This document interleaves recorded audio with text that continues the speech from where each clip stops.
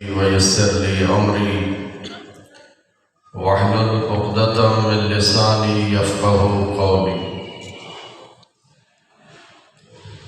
الصلاة والسلام على العبد المؤيد والرسول المسدد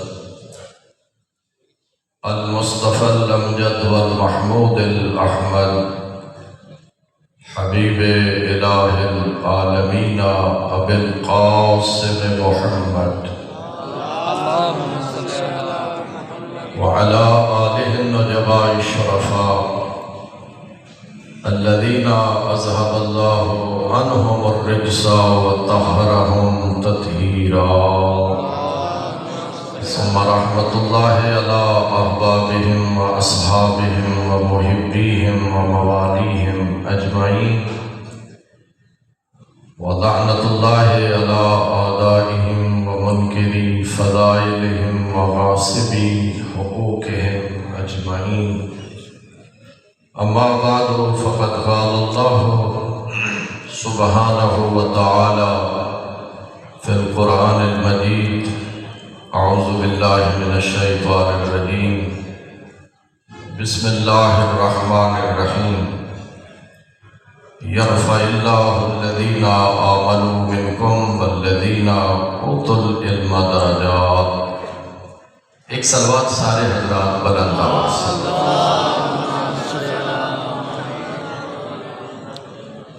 میرے انتہائی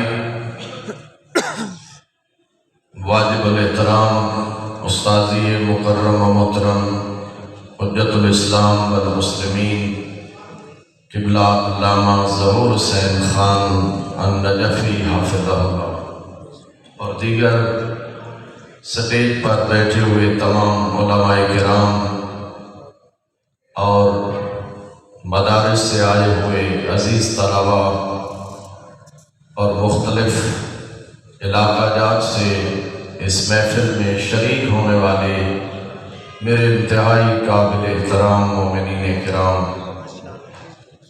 میں سب سے پہلے تنظیم پاسداران امام مہدی علیہ السلام کے اراکین، عہدیداران اور اس قصر عالیہ کے جملہ منتظمین کا اور عزت مآب نقوی صاحب کا شکریہ ادا کرتا ہوں کہ جنہوں نے اس پروقار پروگرام میں اور اس انتہائی عالی شان سیمینار میں مجھ جیسے ایک حقیر طالب علم کو شامل ہونے کا شرف عطا. اور ظاہر ہے میں ضروری سمجھتا ہوں شکریہ ادا کرنے کے ساتھ ساتھ ان کے لیے دعا کروں اللہ کی بارگاہ میں کہ اللہ رب العزت ان تمام حضرات کی توفیقات خیر میں اضافہ فرمائے اور مزید مذہبی و ملی خدمات کرنے کی توفیق و رحمت فرمائے. جیسا کہ واضح ہے حضرات پر کہ آج کا یہ پروگرام، آج کا یہ سیمینار، آج کی یہ پروقار محفل حضرت آیت اللہ العظمیٰ شیخ محمد حسین نجفی رحمۃ اللہ علیہ کی وفات حسرت آیات کے سلسلہ میں ان کی قومی مذہبی خدمات کو خراج عقیدت پیش کرنے کے لیے منعقد کی گئی. میرے محترم سامعین، سورہ مبارکہ مجادلہ میں اللہ رب العزت نے ارشاد فرمایا کہ اللہ تعالیٰ ایمان والوں اور صاحبان علم کے درجات بلند فرماتا ہے. اس کا مطلب ہے کہ صاحبان علم کے درجے اللہ کی بارگاہ میں بلند ہیں. یہ جو حضرات یہاں تشریف لائے ہیں اور یہ پروگرام، میں سمجھتا ہوں یہ ان بزرگوں کے احسانات کے سلسلہ میں ان کو خراج عقیدت پیش کرنے کے لیے منعقد کیا گیا ہے، اس لیے کہ زندہ قومیں ہمیشہ اپنے بزرگوں کے احسانات اور اپنے بزرگوں کے ذکر کو زندہ رکھتی ہیں، اور اس کا ایک سبب یہ ہے تاکہ آئندہ نسل تک یہ تڑپ، یہ جذبہ، یہ ولولہ پیدا ہو۔ میرے محترم، کوئی علماء کی خدمت میں، علماء کے محضر میں یہ جسارت کر رہا ہوں کہ علم کی عظمت اور علم کی فضیلت کے لیے کسی دلیل کی ضرورت نہیں ہے، جیسا کہ سرکار امام زین العابدین علیہ السلام ارشاد فرماتے ہیں کہ لو یعلم الناس ما فی طلب العلم لطلبوہ۔ ارشاد فرمایا کہ اگر لوگ علم و دانش کو سمجھ لیتے تو یقیناً اس کو طلب کرتے ہیں، اور فرمایا وَلَوْ بِسَفَكِ الْمُحَجِ وَخُوزِ اللُّجَدِ، اگرچہ علم حاصل کرنے کے لیے جنگ اور خون ریزی ہی کیوں نہ کرنا پڑتی، اگر لوگ علم و معرفت اور علم و دانش کی حقیقت اور اہمیت کو سمجھ لیتے تو جنگ اور خون ریزی کرنے کے بعد بھی لوگ علم و معرفت کو طلب کرتے۔ اصول کافی شریف میں معصوم ارشاد فرماتے ہیں عالم ينتفع بعلمه افضل من 70,000 عابد۔ سبحان اللہ، معصوم نے ارشاد فرمایا کہ ایک عالم جس کے علم سے فائدہ اٹھایا گیا ہو، جس کے علم سے لوگ فائدہ حاصل کریں، فرمایا وہ 70,000 عبادت گزاروں سے افضل۔ ایک عالم جو ینتفع بعلم ہے، جس کے علم سے لوگ فائدہ اٹھائیں، وہ 70,000 عبادت گزاروں سے بہتر ہے۔ اور پیغمبر گرامی قدر صلی اللہ علیہ وآلہ وسلم نے حضرت ابو ذر سے یہ جملہ ارشاد فرمایا یا ابا ذر جلوس الساعة عند مذاکرة العلم احب الى اللہ من 1000 غزوة وقراءة القرآن کلہ۔ مستدرک الوسائل میں یہ حدیث درج ہے۔ پیغمبر گرامی قدر نے حضرت ابو ذر سے فرمایا عالم کی محفل میں، عالم کی صحبت میں، عالم کے محضر میں ایک ساتھ بیٹھنا عند مذاکرة العلم، جب عالم مذاکرہ علمی کر رہا ہو، لوگ اسے سوالات دریافت کر رہے ہوں اور وہ جوابات دے رہا ہو، مذاکرہ علمی ہو رہا ہو، اور ابو ذر تیرا اس مذاکرہ علمی کے محفل میں ایک ساتھ بیٹھنا احب الی اللہ من قیام 1000 لیلۃ، فرمایا 1000 رات کے قیام سے افضل ہے۔ ایک بندہ 1000 رات قیام کرے، اور قیام میں کیا کرے؟ یصلی فی کل لیلۃ 1000 رکعۃ، ہر رات میں 1000 رکعت نماز پڑھے، اور 1000 رات ایسا کرے کہ ہر رات میں 1000 رکعت نماز پڑھے۔ معصوم نے ارشاد فرمایا عالم کے محفل میں ایک ساتھ بیٹھنا اس عمل کثیر سے افضل ہے، بلکہ ساتھ فرمایا وقراءۃ القرآن کلہ، ساتھ پورا قرآن بھی پڑھے، پورے قرآن کی قرات بھی پڑھے، اور 1000 رکعت، اور ہر رات میں 1000 رکعت پڑھے۔ مگر اس کے مقابلے میں عالم کے پاس مذاکرہ علمی کے وقت ایک ساتھ بیٹھنا افضل ہے۔ میرے محترم سامعین، میں ظاہر قبلہ کی شخصیت پہ گفتگو کرنا چاہ رہا ہوں۔ ہر شعبے میں 2 قسم کے لوگ ہوتے ہیں، جو بھی دنیا کا شعبہ ہے، اچھے لوگ بھی ہوتے ہیں، برے لوگ بھی ہوتے ہیں۔ مثلا ایجوکیشن ہے، مثلا میڈیکل ہے، مثلا زراعت ہے، مثلا انجینئرنگ ہے، اسی طرح عالم غیر معصوم ہوتا ہے، معصوم نہیں ہوتا۔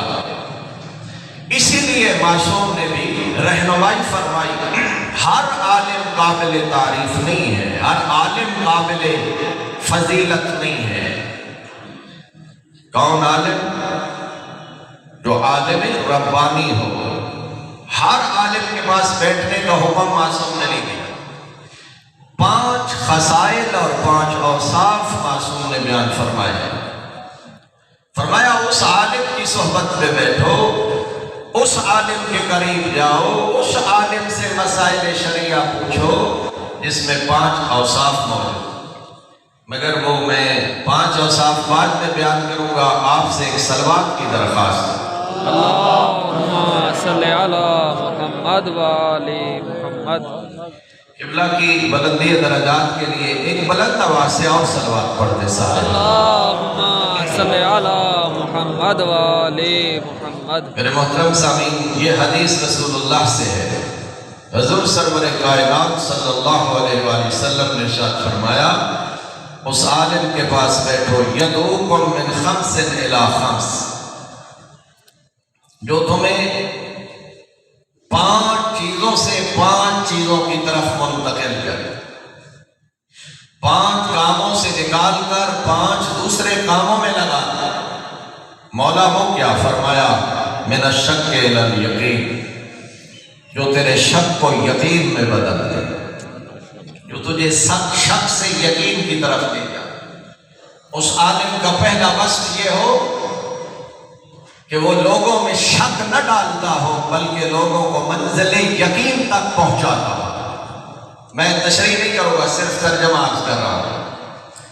دوسرا ارشاد فرمایا، اس عالم کے پاس بیٹھو من الریا الی الاخلاص، جو تمہیں ریاکاری سے نکال کر خلوص کی منزل تک پہنچائے، جو تجھے دکھلاوے، تصنع، بناوٹ اس سے نکال کر اخلاص کی طرف لے جائے، تیرے عمل کو خالص بنائے، تیرے عمل میں خلوص پیدا کرے، تیرے عمل کو قربتاً الی اللہ کی منزل تک پہنچائے۔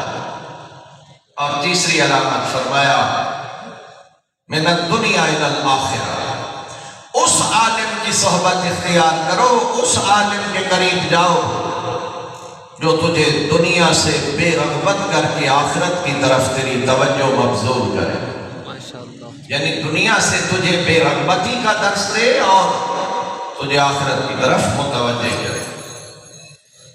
چوتھی صفت معصوم نے بیان فرمایا من الکبر الی الغرور، فرمایا اس عالم کے پاس جاؤ، اس عالم کے پاس بیٹھو جو تمہیں تکبر سے عاجزی کی طرف پہنچائے، جو تمہارے اندر نخوت، تکبر، غرور کو ختم کرے اور تمہیں عاجزی کی طرف لے جائے۔ آخری اور 5ویں علامت معصوم نے فرمایا من الغش الی النصیحہ، اس عالم کی صحبت اختیار کرو جو تمہیں مکر و فریب سے نکال کر نصیحت کی طرف لے جائے، مکر و فریب سے، دھوکہ دہی سے نکال کر تمہیں خیر خواہی اور نصیحت کی طرف لے جائے، اس عالم کی صحبت اختیار۔ میں چند احادیث میں نے عرض کرنی ہے تاکہ میں اپنی گفتگو جناب تک پہنچانے میں کامیاب ہو جاؤں۔ میرے محترم سامعین، بہت ساری احادیث ایسی ہیں، میں معصومین کے ارشادات ایسے جہاں تقابل موجود ہے، عالم اور عابد کا تقابل موجود ہے، یعنی معصوم نے عام عبادت گزار سے عالم کو افضل ان احادیث میں بیان فرمایا، مگر تقابل کے انداز میں۔ ذرا سنیے یہ حدیث بھی رسول اکرم صلی اللہ علیہ وآلہ وسلم سے حضور فرماتے ہیں، شیطان لوگوں کو بدعات کی دعوت دیتا ہے، شیطان لوگوں کو بدعات کی دعوت دیتا ہے، عالم انہیں آگاہ کرتا ہے اور انہیں منع کرتا ہے، بدعات سے عالم منع کرتا ہے، عالم روکتا ہے۔ سبحان اللہ، میرے آسمان ولایت کے 8ویں تاجدار میرے مولا و آقا سرکار امام علی رضا علیہ السلام نے ارشاد فرمایا قیامت کے دن عابد کو کہا جائے گا، عام عبادت گزار شخص کو قیامت والے دن کہا جائے گا تو اچھا انسان ہے، تیری کوشش اپنے لیے تھی، اور سامنے جنت کا دروازہ کھلا ہے، جنت میں داخل ہو رہے ہیں۔ عام عبادت گزار اس نے زندگی اللہ کا عبد بن کے گزاری، مگر فرمایا یقال للفقیہ، فقیہ اہل بیت سے قیامت والے دن کہا جائے گا ایھا القافل لایتام آل محمد، اے یتیمان آل محمد کی سرپرستی کرنے والے، الہادی لضعفاء محبیہم، اے آل محمد کے کمزور محبوں کی ہدایت کرنے والے۔ یہ فقیہ سے خطاب ہوگا اللہ کی طرف سے، اے یتیمان آل محمد کی کفالت اور سرپرستی کرنے والے، کمزور محبان اہل بیت کی ہدایت، رہبری اور رہنمائی کرنے والے، کف کھڑا ہو جا، میدان محشر میں رک جا، حتی تشفع، آواز قدرت آئے گی، شفاعت کرو۔ اور فرمایا میدان محشر میں یہ سامنے، تیرے سامنے پوری انسانیت کھڑی ہے، شفاعت کرو جس نے تم سے احکام دین سیکھے ہیں، ان میں سے جس کی چاہو شفاعت کرو۔ پتہ نہیں آپ توجہ فرما رہے ہیں یا نہیں؟ فقیہ اہل بیت سے کہا جائے گا، وہ میدان محشر میں یہ لوگ کھڑے ہیں جس نے تجھ سے احکام دین سیکھے ہیں، فرمایا ان میں سے جس کی چاہو شفاعت کرو، بس وہ کھڑا ہو جائے گا، یعنی فقیہ اہل بیت کھڑا ہو جائے گا۔ دخل معه فیام و فیام و فیام، معصوم نے فرمایا جب وہ فقیہ اہل بیت شفاعت کرے گا، اور شفاعت کرنے کے بعد جب وہ خود جنت میں جائے گا تو اس فقیہ اہل بیت کے ساتھ گروہ در گروہ در گروہ، 10 مرتبہ معصوم نے فرمایا اتنی کثیر تعداد میں فقیہ کی شفاعت سے لوگوں کو اللہ جنت نصیب فرمائے۔ ماشاءاللہ۔ میرے محترم سامعین، یہاں تک حدیث کے الفاظ، پھر معصوم نے فرمایا کہ جن لوگوں نے اس فقیہ اہل بیت سے بالواسطہ یا بلا واسطہ علوم حاصل کیے ہوں گے یا احکام شریعت حاصل کیے ہوں گے، فرمایا اس فقیہ کی سفارش اور شفاعت سے اللہ رب العزت ان کے گناہ معاف فرما دے گا۔ پھر معصوم نے فرمایا 2 گروہوں کی منزلت میں کتنا فرق ہے، عابد وہ بھی ہے مستحق کے جنت، مگر فقیہ اہل بیت کی عظمت یہ ہے کہ اللہ اس کو حق شفاعت عطا فرمائے۔ میرے محترم سامعین، اتنی گزارش کرنے کے بعد میں اب قبلہ کے حوالے سے میں جو گفتگو کرنا چاہتا ہوں، جو احادیث میں نے آپ کی خدمت میں بیان کی ہے، جو فرامین معصومین میں نے آپ کی خدمت میں عرض کی ہے، حضرت آیت اللہ قبلہ نجفی رحمت اللہ علیہ ان بیان کردہ حدیث میں جو اوصاف علماء صالحین کے ہیں، ان سب اوصاف کے حامل قبلہ نجفی مرحوم تھے۔ میرے محترم سامعین، نجف اشرف سے 28 سال کی عمر میں علوم و معارف اہل بیت سے سیراب ہو کر اپنے وطن عزیز کی طرف پلٹ کر آئے تو وارثان انبیاء و ائمہ کی مانند اپنا فریضہ منصبی انجام دیا۔ بہت ساری باتیں پہلے آپ سن چکے ہیں، میں وہ ریپیٹ نہیں کرنا چاہتا۔ ملت اسلامیہ کی وحدت و اتحاد میں ہونے والی کانفرنسز میں قبلہ و کعبہ شریف ہوئے، صرف اپنے ملک میں نہیں، بیرون ملک میں۔ ایران بھی دو دفعہ قبلہ وحدت کانفرنسز میں شریک ہوئے۔ میرا خیال ہے کئی اور لوگ بھی شاید علماء کرام کی تشریف لائیں، شاید ان کو بھی موقع ملنا ہو۔ میں نے مزید اپنی گفتگو کو مختصر کر دیا ہے۔ علاوہ ازیں اپنے مکتب کے دفاع کے مقام پر اپنے مذہب کے دفاع کے مقام پر تقریر و تحریر سے اپنے مکتب کا دفاع کیا۔ تجلیات صداقت اور تحقیقات الفریقین فی حدیث ثقلین جیسی کتابیں جو آج تک بر صغیر کے اندر لاجواب نظر آ رہی ہیں، جن کا جواب اغیار نہیں دے سکے۔ اپنی ملت کے اعتبار سے جن جہاد پر قبلہ نے کام کیا، میں نے ان کو جلدی سمیٹ کر آپ کی خدمت میں عرض کر جب نجف اشرف سے یہاں تشریف لائے، اور عالم کا جو فریضہ منصبی ہے اور جس کی بنا پر یہ میرے سامنے اتنی کثیر تعداد میں مومنین ان کی خدمات کو جو سلام عقیدت پیش کرنے کے لیے تشریف لائے ہیں، میں ان کی طرف حضرات کو متوجہ کرنا چاہتا ہوں کہ وہ عالم اپنے فریضہ منصبی سے کس طرح آگاہ تھا۔ جیسا کہ معصوم نے فرمایا، اذا ظہرت البدع فی امتی، جب میری امت میں بدعات ظاہر ہو تو عالم کا فرض یہ بنتا ہے کہ اپنے علم کا اظہار کرے۔ قبلہ نے پورا اس ماحول کو، اس سوسائٹی کو، اپنے ملک کے معاشرے کو سمجھا کہ یہاں کس چیز کی ضرورت ہے۔ سب سے پہلے جو مشکل نظر آئی، جو میں نے تجزیہ کیا ہے قبلہ کی زندگی کو اور قبلہ کی کتب اور لٹریچر کو پڑھنے کے بعد، سب سے پہلی پرابلم جو قبلہ کو نظر آئی، سب سے پہلے وہ تھی عزاداری امام حسین علیہ السلام کے حوالے سے۔ ممبر پر نااہل لوگوں کا تسلط، ممبر پر قذاب، درو گو، افسانہ گو اور جھوٹے لوگوں کا تسلط اور قبضہ۔ شاید میرے الفاظ سخت ہو جائیں، میں پہلے معذرت کا طلبگار ہوں۔ ممبر پر راگ و رنگ اور موسیقی پروگرام اور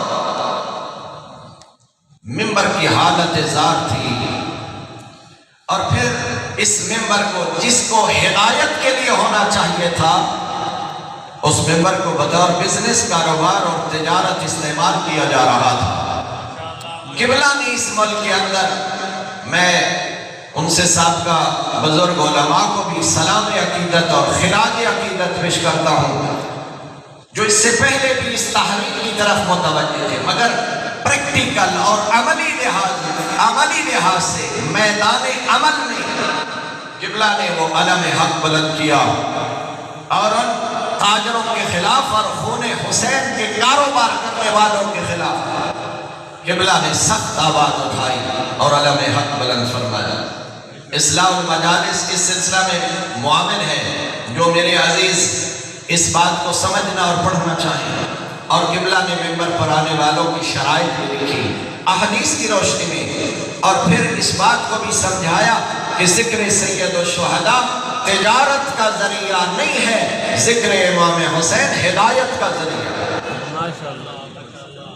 اور محمد بلندر صلوات اللہم صلی علی محمد۔ سب سے پہلے اصلاح، اگر میں مزید مختصر کروں، سب سے پہلا کام اس ملک میں قبلہ و کعبہ نے اصلاح اعضاء کے حوالے سے، اصلاح عزاداری کے حوالے سے کیا، اور یہ سارے ماشاءاللہ حضرات آگاہ ہیں کہ پھر کیا ہوا اور کیا حالات بنے اور کیا کیا مسائل آئے اور کیا کیا مشکلات۔ اس پر میں تبصرہ نہیں کرنا چاہتا، میں آگے بڑھنا چاہ رہا ہوں۔ اور محمد و آل محمد بلندر صلوات اللہم صلی علی محمد۔ اچھا، میں نے سمجھا ہے کہ بھئی میرے پاس میری اور اچھا چلو پھر تو ایک صلوات سارے بلند آواز سے پڑھیں۔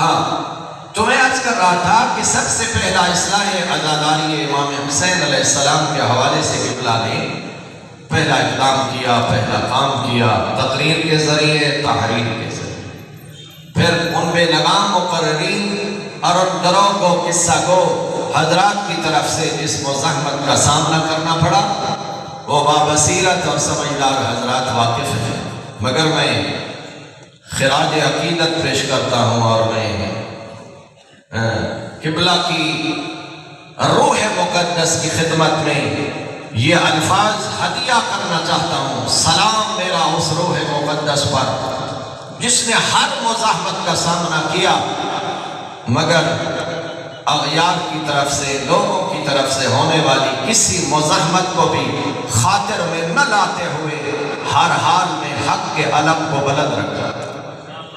یہ میرے سامنے اتنی تعداد میں یہ جو افراد نظر آ رہے ہیں، یہ قبلہ کی اسی فکر کا نتیجہ ہے. دوسرا کام جو اس ملک کے اندر کھیل کھیلا جا رہا تھا استعمار کی طرف سے اور بیرونی ممالک کی سازش کے ذریعے، وہ تھا عقائد کے خلاف، عقائد تشیع کے خلاف ایسے انحرافات پیدا کیے جا رہے تھے تاکہ شیعت کے نظریات و عقائد کو مس کیا جائے. پڑھے لکھے احباب جیسا کہ اس بات سے یقیناً متفق ہوں گے، قومیں نظریے کی بنیاد پر زندہ رہتی ہے.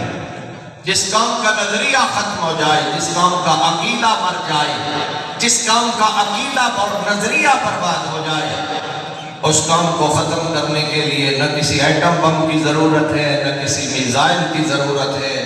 وہ قوم خود بخود ختم ہو جائے. شیخیت، استعمار شیخیت کے روپ میں آ کر تشیع کے عقائد کے خلاف سرگرم عمل تھی، خصوصاً عقیدہ توحید کے خلاف ایک یلغار تھی. ولایت کے مقدس نام کو استعمال کرتے ہوئے لوگوں کے عقائد کو مس کیا جا رہا تھا اور ایک بڑی منظم چال سے تشیع کے اندر شرک کو داخل کیا جا رہا تھا. اور میں بالکل باشگاف الفاظ میں اگر کہہ دوں تو میں سمجھتا ہوں ضروری ہے یہ بات کہ اس طرح لوگوں کے عقائد کو مس کیا گیا کہ لوگ سوال کرنے پہ آ گئے کہ اہل بیت اور اللہ کے درمیان فرق کیا ہے، توحید اور امامت کے درمیان، توحید اور ولایت کے درمیان فرق کیا ہے، اللہ کے اختیارات کیا ہے اور اہل بیت کے اختیارات کیا ہے. تو قبلہ و کعبہ نے اصلاح عقائد کے حوالے سے یہاں بھائی عابد حسین خان صاحب نے کتابیں گنوائی ہیں، جہاں انہوں نے کتابیں تحریر فرمائی، احسن الفوائد لکھی، اصول الشریعہ لکھی.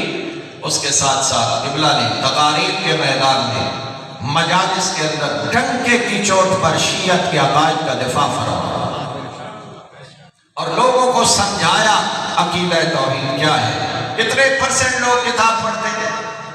کتابیں تو لکھی، پروفیسر صاحب بھی بار بار کہہ رہے تھے کتنے لوگ ہیں جنہوں نے احسن الفوائد پڑھی ہے. لوگ تو کم ہی کتابیں پڑھتے ہیں. ہمارے پاس ایجوکیٹ ہونے کا ایک سورس یہ مجالس ہی ہے نا، اور خصوصاً محرم سفر کی مجالس. زیادہ تر انفارمیشن اپنی مذہبی لوگ ان مجالس سے حاصل کرتے ہیں. اور میرے محترم سامعین، بھائی وجہ قبلہ و کعبہ نے بجائے مدرسہ کے اندر پڑاؤ ڈالنے کے اور مدرسہ کے اندر بیٹھنے کے، انہوں نے مجالس میں جانے کا فیصلہ کیا. وہ کون سا اس ملک میں شہر ہے جہاں قبلہ نہیں ہے؟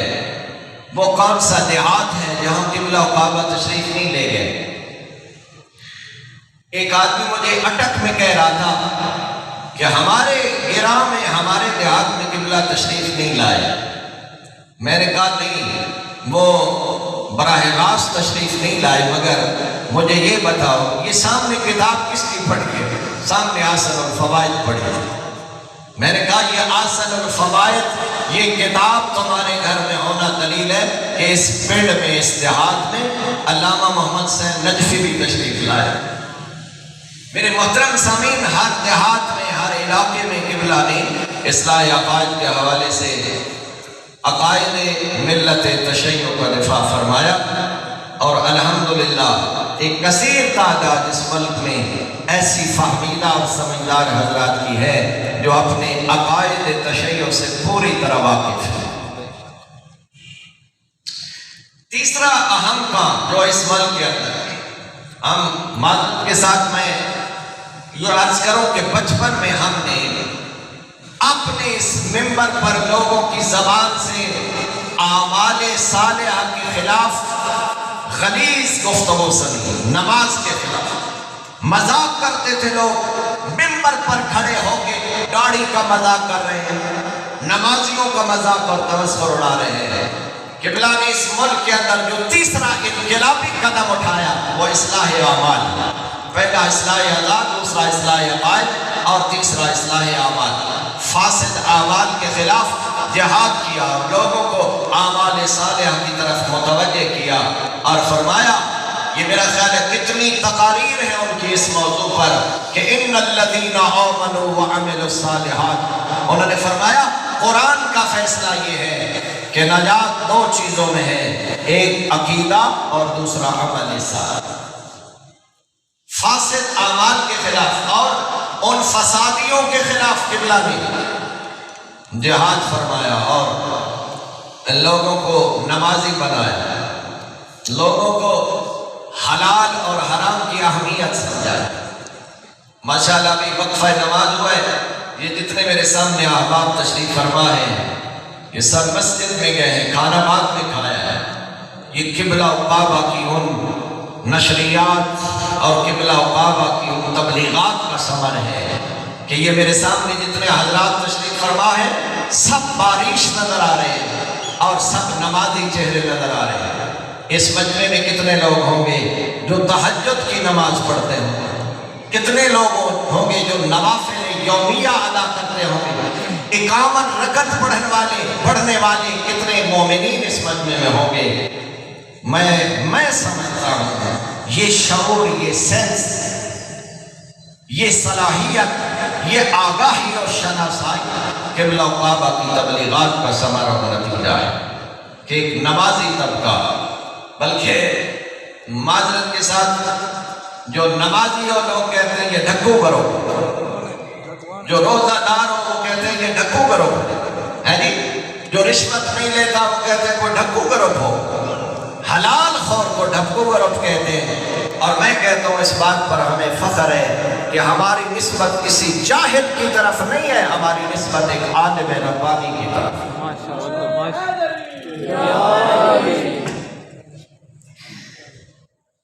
میرے محترم سامعین ذرا متوجہ ہونا، ایک بات آخری میں کر کے اپنی بات تمام کرنا چاہ رہا ہوں۔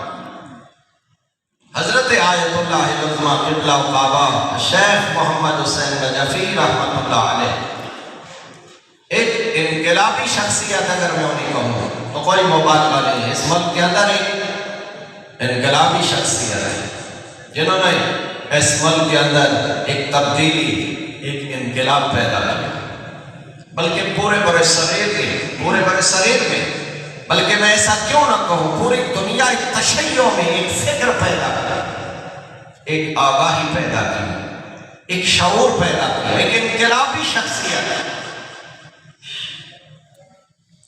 اور میں انتہائی معذرت اور پھر معذرت کے ساتھ ایک قبلہ و کعبہ شیخ محمد حسین نجفی تھے جو اس ملک کے اندر مذاکرہ علمی فرماتے تھے۔ کتنے ہم نے ان سے علمی مذاکرے سنے، کتنے لوگ ان سے فیض یاب ہوتے تھے۔ سلطان المدارس کے مذاکرہ علمی میں میری معلومات میں کتنے لوگ اہل سنت ایسے ہیں جنہوں نے قبلہ کا مذاکرہ علمی سن کر علی ولی اللہ پڑھا، کتنے لوگ ایسے ہیں جو شیعت کی طرف آئے ہیں قبلہ کا مذاکرہ علمی۔ اللہ رب العزت نے انہیں ایسا علم عطا فرمایا تھا، سبحان اللہ، وہ خود فرمایا کرتے تھے یہ توفیق الہی ہے، یہ میرا کمال نہیں ہے، ذالک فضل اللہ یؤتی ہے من یشاء، یہ فضل خدا بندی ہے، یہ اس ذات کی مہربانی۔ کسی موصوف نے پچھلے دنوں میں یہ کہا تھا نا وہ تفرق علمی میں مبتلا تھے اور متکبر تھے، معاذ اللہ۔ آپ حضرات سب جانتے ہیں وہ کتنے خلیق اور خوش اخلاق انسان تھے، اتنے بڑے صاحب علم ہونے کے باوجود ابھی آپ سن رہے تھے علماء سے کہ ان کے پاس کن مجتہدین و فقہا کی اجازت ہے اجتہاد و روایات تھے، ان کے پاس تو کچھ بھی نہیں ہے۔ یہ کچھ نہ ہونے کے باوجود سب کچھ بنے ہوئے ہیں اور ان کو اتنے فقہا اور علماء نے اجازت اجتہاد اور روایت دیا تھا۔ اس مجمع میں کوئی بندہ مجھے بتا سکتا ہے کہ جب بھی وہ کسی سے ملے ہیں کتنی محبت اور پیار سے ملے ہیں، کتنے اخلاق سے ملے ہیں، کتنے منکسر المزاج تھے قبلہ بابا؟ بلکہ ملک میں جہاں جہاں جس خانوادے کے پاس وہ گئے ہیں مجالس کے سلسلے میں، کسی کے پاس رات رہے ہیں، کسی کے پاس رات نہیں رہے، کچھ گھنٹے گئے ہیں، میرا مشاہدہ یہ ہے پورے ملک کے اندر جو لوگ قبلہ کا تذکرہ کرتے ہیں وہ کہتے ہیں سب سے زیادہ ان کی شفقت محبت ہمارے ساتھ ہے۔ بکھر والے کہتے ہیں ہمارے ساتھ تھی، دوسرے سرگودا اور دیگر ضلع والے کہتے ہیں ہمارے ساتھ، یعنی چونکہ وہ وارث انبیاء و ائمہ تھے، وہ ان کے اخلاق کے وارث تھے۔ کتنے خوش اخلاق انسان، اتنا صاحب علم ہونے کے ساتھ ساتھ میرے استاد مکرم محترم تشریف فرما ہے، ایک درس ان کا مجھے یاد ہے اور اس میں انہوں نے یہ مثال، قبلہ خان صاحب نے یہ مثال دی تھی۔ انہوں نے فرمایا تھا پھلدار درخت جب اس پر پھل لگتا ہے تو وہ زمین کی طرف جھک جاتا ہے۔ مجھے یہ الفاظ میرے دل پہ نقش ہے۔ انہوں نے فرمایا تھا جس درخت پہ پھل نہیں ہوتا نا وہ اکڑا رہتا ہے، اس میں عاجزی و خضوع پیدا نہیں ہوتا۔ طلبہ کو درس اخلاق دیتے ہوئے انہوں نے فرمایا تھا جب عالم پر عمل کا پھل لگتا ہے اس میں عاجزی آ جاتی ہے، اس میں انکساری آ جاتی ہے۔ قبلہ پر علم کے ساتھ ساتھ عمل و تقوی کا ثمر تھا۔ آپ حضرات جانتے ہیں میں صرف اشارہ کر کے گزرتا جا رہا ہوں کہ قبلہ کعبہ جہاں شاباشی فرماتے تھے، راتیں گزارتے تھے، قبلہ کعبہ ان کی زندگی کا معمول قرآن خوانی تھا۔ ہر روز قرآن کی تلاوت فرماتے تھے، ہر روز تعقیبات ادا فرماتے تھے، ہے نا؟ اسی طرح ان کا کوئی دن بھی تعقیبات سے خالی نہیں تھا، تلاوت قرآن سے خالی نہیں تھا۔ رات کو کئی وقت سفر کرنے کا ان کے ساتھ موقع ملا، جب اندھیرا ہوتا تھا، لائٹ کا انتظام نہیں ہوتا تھا، جیب سے تسبیح نکال کر تسبیح جناب سیدہ کی تلاوت کرتا تھا۔ میں سمجھتا ہوں ان کا سب سے بڑا وصف کہ انہوں نے وقت کی قدر کی ہے، ایک لمحہ بھی انہوں نے ضائع نہیں فرمایا۔ جیسا کہ آداب المطالبین میں مجھے یاد ہے جناب شیخ توسی رحمت اللہ علیہ کا واقعہ ہے کہ جناب شیخ توسی رحمت اللہ علیہ جب ساری رات علوم آل محمد میں تحقیق کرتے، ریسرچ کرتے، علوم اہل بیت میں تحقیق کرتے جب ستارہ سحر طلوع ہو جاتا تو شیخ توسی ایک تاریخ ساز جملہ ارشاد کرتا، اینا ابناء الملوک من هذه اللذہ، فرماتے یہ لذت روحانی جو شیخ توسی کو حاصل ہوئی ہے، یہ مسئلہ شرعی استعمال کرنے کے بعد جو لذت روحانی شیخ توسی کو حاصل ہوئی ہے، یہ لذت بادشاہوں کو بستر سلطنت پہ نصیب نہیں ہے۔ میرے محترم، یہ طالب علمی اور علم کا ایک جہان ہے۔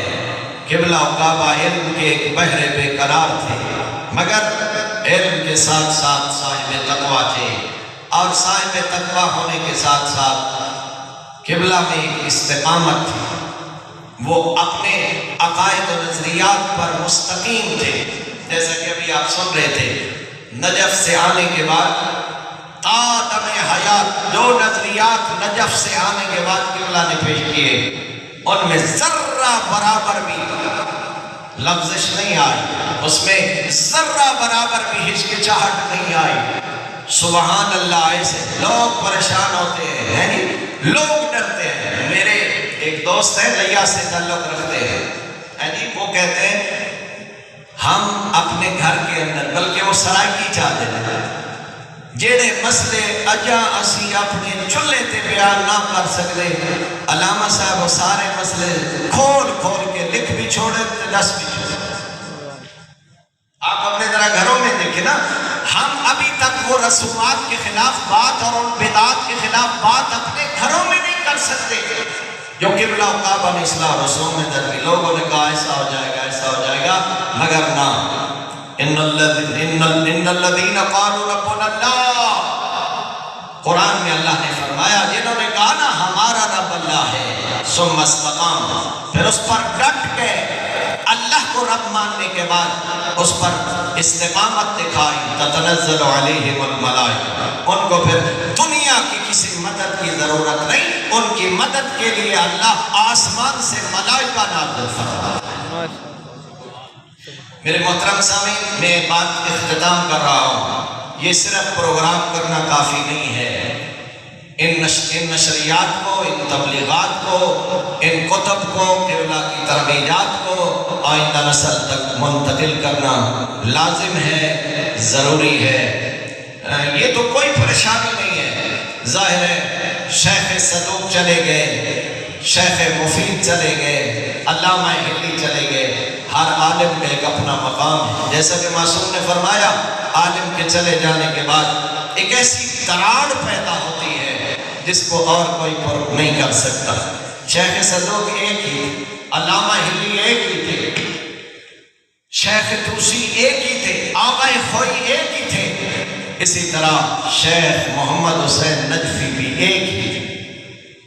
میرے محترم کوئی شک نہیں ہے، مشاہدہ کی ہے، ویسے تو وہ قادر مطلق ذات ہے، ایسے بندے صدیوں بعد پیدا ہوتے ہیں جن کے ساتھ توفیقات الہی ہوتے ہیں، لیکن دین خدا کا نظام چلتا ہے، چل رہا ہے، انشاءاللہ چلتا رہے گا، اور ظاہر ہے الناس موت واحد العلم احیاء، لوگ مرتے ہیں، علم والے نہیں مرتے، یہ لاشیں مرتی ہیں، یہ چلتی پھرتی زندہ لاشیں ختم ہوتی ہیں، اہل علم کب ختم ہوتے ہیں؟ علم والے تو زندہ رہتے ہیں۔ کیا خوبصورت معصوم نے ارشاد فرمایا، جاہل زندہ ہو کے بھی مردہ ہے، عالم مر کے بھی زندہ ہے۔